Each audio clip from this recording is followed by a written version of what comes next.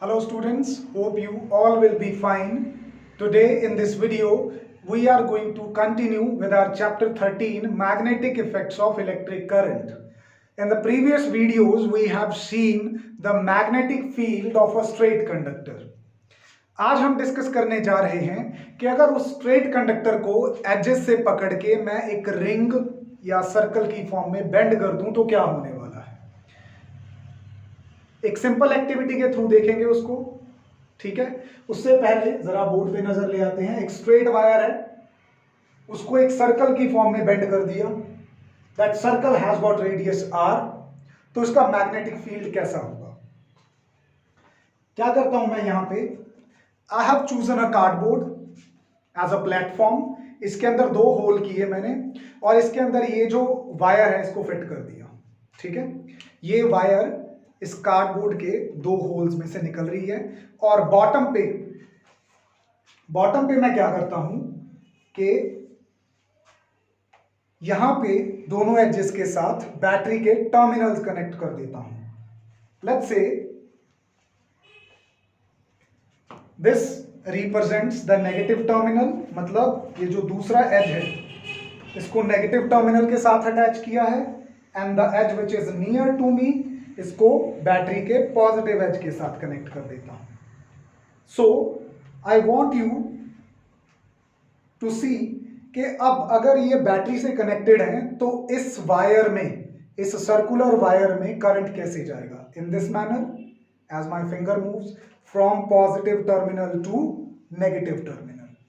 तो इस वायर का मैग्नेटिक फील्ड कैसा होने वाला है, इसको देखने के लिए, पैटर्न को देखने के लिए मैं इस आयरन बोर्ड पे थोड़े इस प्लेटफॉर्म पे, इस कार्डबोर्ड पे थोड़े आयरन फाइलिंग्स को क्या कर देता हूं, स्प्रिंकल कर देता हूं। आयरन फाइलिंग स्प्रिंकल करने के बाद स्विच ऑन करता हूं और इस कार्डबोर्ड को हल्के से क्या करूंगा, टैप करूंगा, ताकि वो आयरन फाइलिंग्स अपने आप को क्या कर लें, इस बोर्ड के ऊपर रीअरेंज कर लें।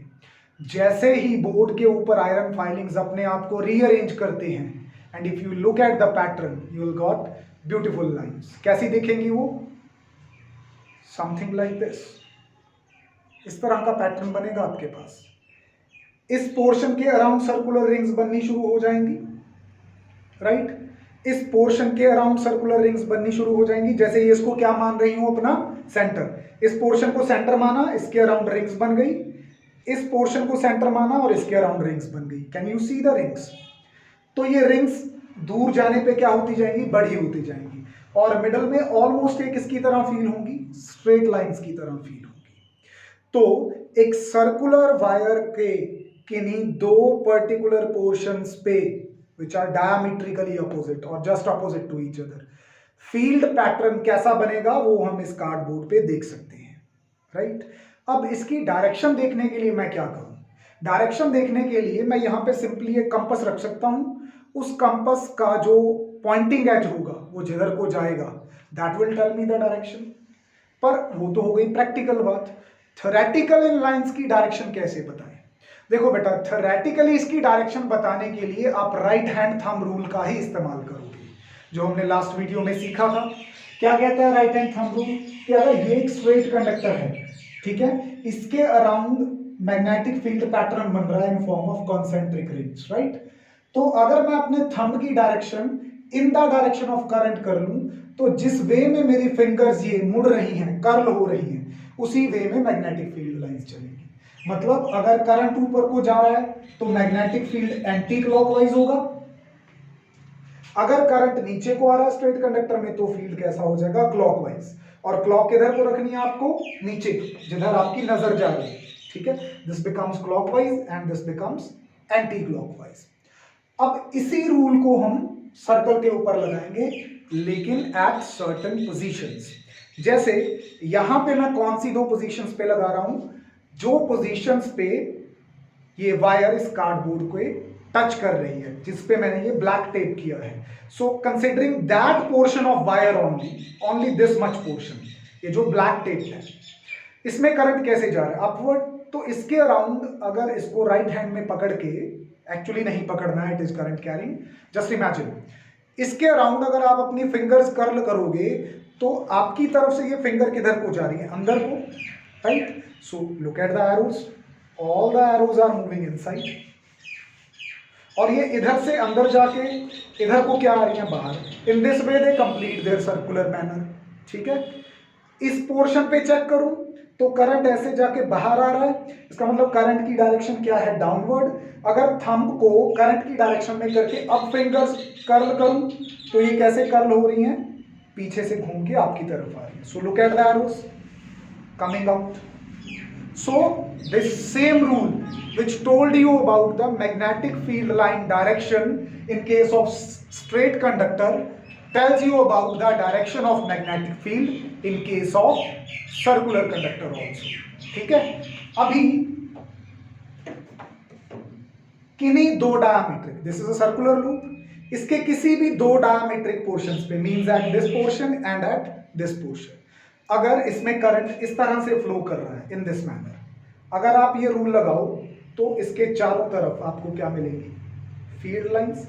इसमें ऐसे जा रही हैं, उसमें ऐसे आ रही है, तो इन दिस मैनर। ठीक है, मतलब ऐसे जाके अंदर, इधर से बाहर, इन दिस वे, पूरी रिंग की इन दोनों पोर्शंस पे दिखाया मैंने आपको। इसी तरह आप साइमल्टेनियसली इन दोनों पोर्शंस पे चेक कर सकते हो, इन दोनों पोर्शंस पे चेक कर सकते हो, और इन दोनों पोर्शंस पे चेक कर सकते हो। इसके चारों ओर इस तरह से फील्ड लाइंस का एक जो है नेटवर्क क्रिएट हो जाएगा, और इंटीरियर ऑफ द रिंग में सभी लाइंस अंदर जाएंगी, और एक्सटीरियर ऑफ द रिंग में सभी लाइंस क्या आएंगी, बाहर आएंगी।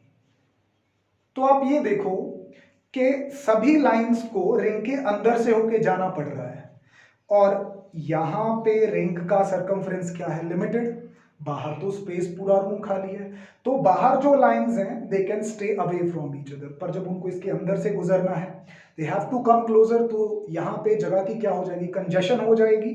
अगर यहाँ पे फील्ड लाइंस पास पास आ जाएंगी तो वहां पे वो क्या रिप्रेजेंट करेंगी, स्ट्रॉन्ग फील्ड को। किसको रिप्रेजेंट करेगी, स्ट्रॉन्ग फील्ड्स को। ठीक है, तो इसको एक बार सम अप कर लेते हैं। सबसे पहली बात, फील्ड पैटर्न नजर कैसा आएगा, इस तरह से नजर आएगा फील्ड पैटर्न। ठीक है, that you see on the board. इसको वन बाय वन हम इस पे ड्रॉ करेंगे बोर्ड पे according to the direction of current. उसके बाद एग्जाम में बोर्ड के पेपर में पूछी गई है डायरेक्शन, कि what is the direction of magnetic field in case of circular ring. Circular ring के दो हिस्सों पे बताना होता है, एक तो एजेस पे, इसको वायर, इसको क्या बोलते हैं, edge of the wire. Edges पे हमने देखा कि क्या है, कॉन्सेंट्रिक सर्कल्स, क्या है, कॉन्सेंट्रिक सर्कल। और मिडल में क्या है, lines which are straight and parallel to each other, तो इसको बोलते हैं यूनिफॉर्म मैग्नेटिक फील्ड। क्या बोलते हैं, यूनिफॉर्म। तो हम कहेंगे near the edges the field is in form of concentric circles, in the middle of the ring, in the middle of the current carrying loop it is uniform। दूसरा question आ गया आपका। तीसरा आता है कि अगर अभी मैं यहां पे क्या करूं कि इनके जो टर्मिनल्स हैं उनको चेंज कर दूं, मतलब इधर नेगेटिव कर दूं तो इधर पॉजिटिव कर दूं, मतलब पहले जो करंट ऐसे जा रहा था अभी वो करंट कैसे आ रहा है, इस तरह से, because current flows from positive terminal to negative terminal. अगर करंट ऐसे आ रहा है तो क्या पैटर्न पे कोई फर्क पड़ेगा, नहीं बेटा, पैटर्न की शेप ऐसी ही रहेगी। फर्क किस चीज का पड़ेगा, फर्क इन एरोज का पड़ेगा, ये जो मैंने रेड इंक से शो की है। अभी देखो करंट इधर से बाहर आ रहा है ना, तो अगर आप इस पोर्शन पे, अगेन टेप्ड पोर्शन पे राइट हैंड रूल लगाओगे तो ये लाइंस किधर को आएंगी, ऐसे घूम के इधर से बाहर आएंगी, और इधर करंट किधर जा रहा है, नीचे, तो इधर से भी इन दिस मैनर।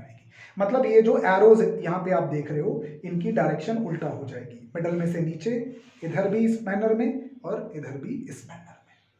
ठीक है, तो करंट की डायरेक्शन रिवर्स करने से मैग्नेटिक फील्ड पैटर्न पे कोई फर्क नहीं पड़ता, मैग्नेटिक फील्ड लाइंस की डायरेक्शन रिवर्स हो जाती है।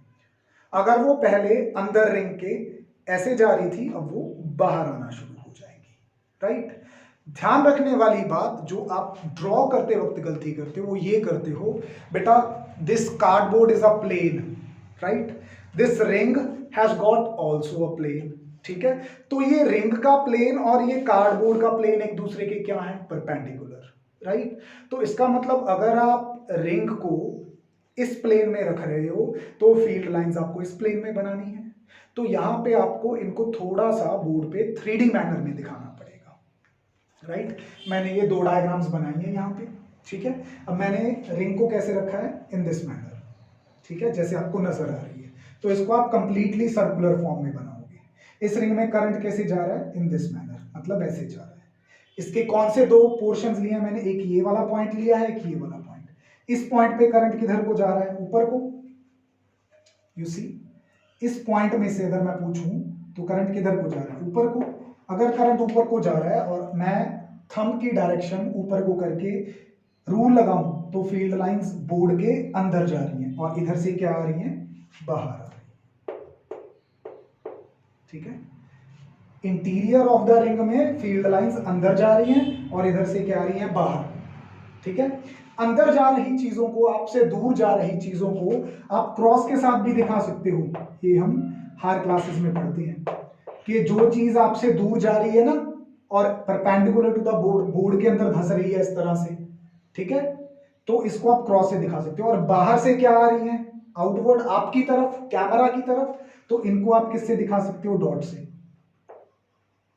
अगर कोई चीज प्लेन के अंदर जाए तो उसको क्रॉस से, अगर प्लेन से बाहर आए तो डॉट से। इधर से फिर अंदर को जा रही है वो तो हमने क्रॉस से दिखा दिया, इधर से क्या आ रही है, बाहर से, इनको फिर से आप किससे दिखा सकते हो, डॉट से। So this is the method we adopt in +2। ये ज्यादा इंफॉर्मेटिव होता है। अंदर जा रही हैं तो इस मैनर में, बाहर आ रही हैं तो इस मैनर में। ठीक है, इनसे भी आप शो कर सकते हो।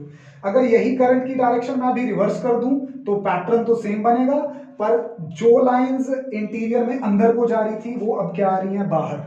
किधर आ रही हैं, बाहर। तो यहां पे आप क्या दिखा सकते हो, अंदर के लिए डॉट्स, राइट। और यहां फील्ड लाइंस क्या आ रही हैं, अंदर जा रही हैं। बाहर आ रही थी तो डॉट के साथ, इधर जा रही है अंदर तो किसके साथ दिखा देंगे, यहां पे इसको दिखा सकते हैं हम क्रॉस के साथ। This is one of the another method. ठीक है, तो मैग्नेटिक फील्ड पैटर्न समझ में आया। लेक्चर फ्लो के आपको ये 2 पॉइंट्स समझ में आए। स्ट्रेट वायर को जब सर्कल की फॉर्म में बेंड करते हैं तो क्या होता है, मैग्नेटिक फील्ड स्ट्रांग हो जाता है। स्ट्रांग होने का कारण क्या है कि लूप के अंदर इंटीरियर में फील्ड लाइंस की डेंसिटी बढ़ जाती है। जितनी फील्ड लाइंस डेंसर होंगी, हमने लास्ट पॉइंट किया था फील्ड लाइंस का, the degree of closeness shows the relative strength of the field. तो जितनी डेंसिटी ज्यादा होगी फील्ड लाइंस की, जितना वो क्लोज होंगी, कंजस्टेड होंगी, उतना फील्ड स्ट्रांग होगा। और बाहर लाइंस खुली खुली हैं, वाइड अपार्ट हैं, तो फील्ड बाहर क्या होता है, वीक होता है। ठीक है, इसका पैटर्न कैसा दिखता है, इसका पैटर्न इस तरह से नजर आता है। Near the edges it is concentric, in the middle it is uniform, right. और वो हम ऐसे दिखा सकते हैं for clockwise as well as for anti clockwise direction of current. अभी बेटा अगला पॉइंट डिस्कस करते हैं कि कौन कौन से फैक्टर हैं जो इस मैग्नेटिक फील्ड की स्ट्रेंथ को कम या ज्यादा कर सकते हैं। ठीक है, मैग्नेटिक फील्ड पैटर्न की स्ट्रेंथ को कम या ज्यादा करने वाले हमारे पास यहां पे 3 फैक्टर्स हैं। कितने फैक्टर हैं, 3। पहला फैक्टर कौन सा है, नंबर 1 फैक्टर है करंट इन द लूप। देखो बेटा, जो मैग्नेटिक फील्ड स्ट्रेंथ है ना, वो डायरेक्टली प्रोपोर्शनल है यहां पे किसके, करंट के। ये हमने एक्सपेरिमेंटली देखा हुआ है। अगर आप ज्यादा एम्पियर्स फ्लो करवाओगे सर्किट के अंदर तो मैग्नेटिक फील्ड भी क्या मिलेगा आपको, स्ट्रांग मिलेगा। इसका कैसे पता लगाते थे वो तो हमने पिछले लेक्चर में देख लिया था। कंपास रख के देख लो, पहले करंट 2 एम्पियर है, कंपास रखी है, नीडल हिल रही है। अभी कंपास वहीं पे पड़ी रहने दो, करंट 4 एम्पियर कर दो तो नीडल जो बहुत ज्यादा डिफ्लेक्ट करने लगेगी। नीडल क्यों डिफ्लेक्ट करती है, क्योंकि वायर का मैग्नेटिक फील्ड उस कंपास नीडल के ऊपर क्या लगा रहा है, फोर्स लगा रहा है। ठीक है, तो जितना ज्यादा करंट बढ़ा दोगे लूप में, फील्ड उतना ही ज्यादा क्या हो जाएगा, it will get stronger. Current कम कर दो उतना ही फील्ड क्या हो जाएगा, वीक हो जाएगा। दूसरा फैक्टर है रेडियस ऑफ लूप। जैसे सपोज करो जब मैंने स्ट्रेट वायर से यहां पे लूप बनाई थी तो उस लूप का रेडियस कितना निकल के आया, लेट्स से r निकल के आया। मतलब जितना ज्यादा रेडियस होगा लूप का, मतलब जितना बड़ा सर्कल होगा, उतना फील्ड वीक होगा, क्योंकि बड़ा होने से क्या हो गया, अंदर उनको बहुत खुली जगह मिल गई, they can go away from each other. पर अगर आप रिंग छोटी कर दोगे, सर्कल का दायरा छोटा कर दोगे, तो अंदर जगह की क्या हो जाएगी, कमी। फील्ड लाइंस को तो वहीं से गुजरना है, लाइंस को तो वहीं से जाना पड़ेगा, ठीक है। इसका मतलब जितनी रिंग छोटी करता जाऊंगा, उतनी इंटीरियर पोर्शन में, इस रिंग को जितना मैं छोटा करता जाऊंगा, इसके अंदर की जगह उतनी कम होती जाएगी, लेकिन लाइंस को तो यहीं से गुजरना है। तो जितनी ज्यादा अंदर क्लोजनेस बढ़ेगी, उतना फील्ड क्या होता जाएगा, स्ट्रॉन्ग। और जितना इस रिंग को बड़ा करता जाऊंगा, अंदर उतनी ही इंटीरियर में जगह क्या हो जाएगी, खुली। तो यहां से फील्ड लाइंस को निकलने के लिए ज्यादा जगह मिल जाएगी, उनकी क्लोजनेस कम हो जाएगी, जिसकी वजह से फील्ड क्या हो जाएगा, वीक।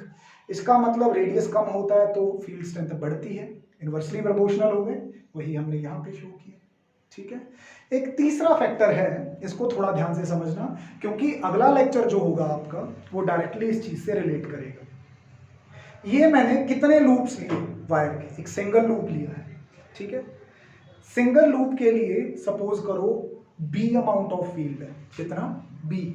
अगर ऐसी ही आइडेंटिकल, इसी के जैसी, इतनी ही साइज की सेम लूप और ले लूं, और अगर इसमें करंट ऐसे जा रहा है तो उसमें भी करंट सपोज करो ऐसे जा रहा है, तो इसका भी फील्ड बी हो गया, उसका भी फील्ड बी हो गया, बी प्लस बी कितना हो गया, ट्वाइस ऑफ बी। अगर 3 ले लूं, thrice of B, 4b 5b, उतने टाइम्स क्या है, बढ़ता जाएगा। इसका मतलब क्या है कि जितनी ज्यादा नंबर ऑफ टर्न्स बढ़ेंगी, उतने ही टाइम्स मल्टीप्लाई होता जाएगा फील्ड आपका। बात समझ में आ गई, ठीक है ना। तो तीसरा और इंपॉर्टेंट फैक्टर आ जाता है आपका यहां पे, नंबर ऑफ टर्न्स। जितनी ज्यादा आप नंबर ऑफ टर्न्स बढ़ाओगे सर्कुलर लूप की, फील्ड उतना ही स्ट्रांग होता जाना है, ठीक है। अगर कोई थ्योरेटिकल रीजन पूछे इसका, तो बड़ा सिंपल है, हमें पता है इस लूप का मैग्नेटिज्म बनाया किसने, इस लूप का मैग्नेटिज्म बनाया करंट ने। तो हम देख रहे हैं कि पहली लूप में भी करंट इसी मैनर में जा रहा है, दूसरी लूप में भी करंट ऐसे ही जा रहा है, तीसरी लूप में भी करंट ऐसे ही जा रहा है। Since the current in the all loops, the current in all the loops is in same manners, so the magnetic field due to each loop gets added up and the total field increases, ठीक है। क्योंकि सभी में current एक ही manner में जा रहा है, तो सबका फील्ड क्या होता जाएगा, ऐड होता जाएगा, ऐड होने से वो बढ़ जाएगा। This is the simple way you can tell कि नंबर ऑफ टर्न्स बढ़ाने से यहां पे कैसे बढ़ जाएगा, राइट। चौथी और लास्ट बात और सबसे इंपॉर्टेंट बात आ जाती है कि जो हमारे पास यहां पे एक मैग्नेट बनी है, हर एक मैग्नेट के पोल्स होते हैं नॉर्थ एंड साउथ। तो अगर आपके पास कोई बार मैग्नेट होती है, उसका नॉर्थ साउथ बताना शायद आपके लिए इजी होता है। सर अभी इस लूप का नॉर्थ साउथ कैसे बताएंगे, तो मैं आपको वो चौथा और आखिरी पॉइंट क्लियर करने जा रहा हूं।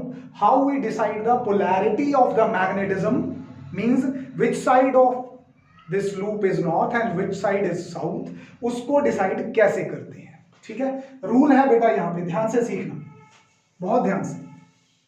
इसको मैं रेज कर देता हूं यहां पे। How do we decide that, polarity of the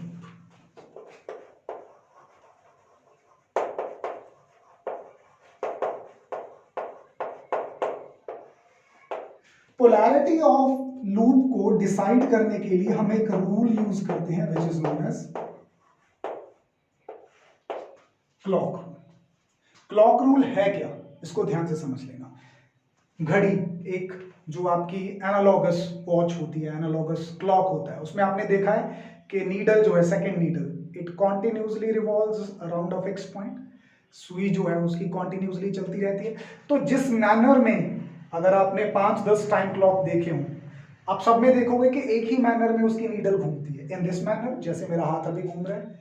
तो इस मैनर में मूव करने को हम बोलते हैं क्लॉकवाइज, और इसके उल्टा जाने को हम क्या बोलते हैं, अगर इस मैनर से हम उल्टा मूव करने लग जाए, इसको क्या बोलते हैं, एंटी क्लॉकवाइज।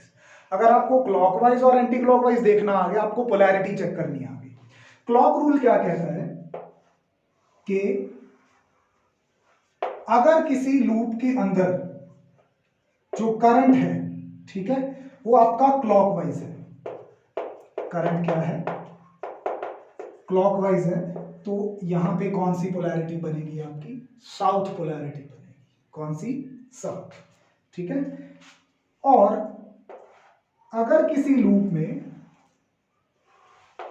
जो आपका करंट का डायरेक्शन है वो एंटी क्लॉकवाइज है, मतलब अब इसमें करंट कैसे जा रहा है, the current is flowing in this manner, ठीक है, तो ये घड़ी से उल्टा हो गया, इसको बोलते हैं एंटी क्लॉक।